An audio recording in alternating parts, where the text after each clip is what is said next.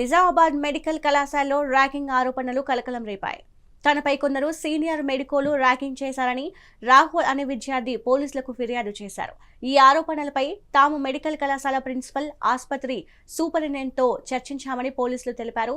విచారణలో ర్యాగింగ్ జరిగిందని తెలితే చట్ట ప్రకారం కఠిన చర్యలు తీసుకుంటామంటున్న SHO రఘుపతితో మా నిజామాబాద్ ప్రతినిధి Anand Paul face to face.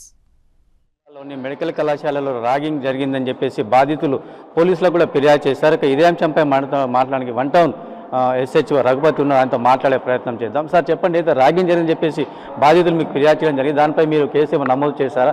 ఎంతమంది ర్యాగింగ్లో పాల్గొనడం చెప్పడం జరిగింది మీకు?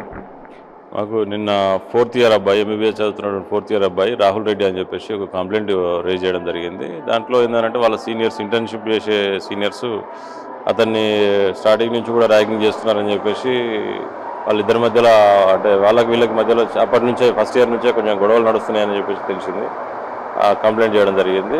అదేవిధంగా ఆయన అటెండెన్స్ విషయంలో కూడా ఇద్దరి మధ్యలో గొడవలు జరిగినాయి. ఆ విషయం మీదనే మాట్లాడడానికి ఈ రాహుల్ రెడ్డి అనేట ఆయననే వాళ్ళ రూమ్కి వెళ్ళడం జరిగింది. అక్కడ ఇద్దరి మధ్య కొట్టాట జరిగిందని చెప్పేసి కంప్లైంట్ ఇవ్వడం జరిగింది. దాని మీద ఎంక్వైరీ చేస్తా ఉన్నాం. ఎంక్వైరీ అయిన తర్వాత వాస్తవం ఏది ఉంటే దాని ప్రకారము కేసు నమోదు చేయడం జరుగుతూ ఉంది. బాధితుని ఒక వీడియో వైరల్ అవుతా ఉంది, తనపై దాడి చేశారు, ర్యాగింగ్ పాల్పడ్డారని చెప్పేసి అంటూ ఉన్నారు సార్.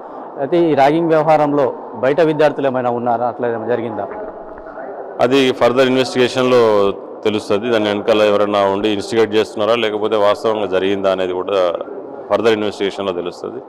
దాని ప్రకారము ఇన్వెస్టిగేషన్లో ఏది రివీల్ అయితే దాని ప్రకారము ఫర్దర్ ప్రొసీడ్ అవ్వడం జరుగుతుంది. అయితే పోలీస్ శాఖ తరఫున విద్యార్థులకు మీరు ఎలాంటి సూచనలు, సలహాలు ఇవ్వనున్నారు?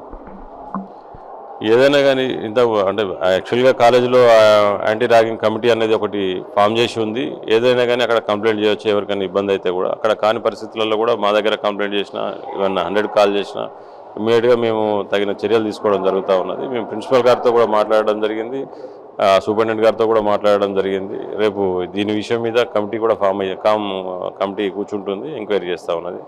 కమిటీ రిపోర్ట్ను బేస్ చేసుకుని కూడా మేము ఫర్దర్గా ప్రొసీడ్ అవ్వడం జరుగుతుంది. Thank you.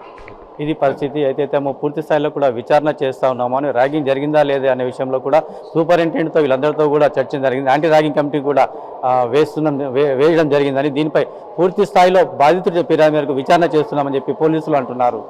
కెమెరామెన్ రవీందర్తో ఆనంద్ పాల్, మెగా 9 నిజామాబాద్.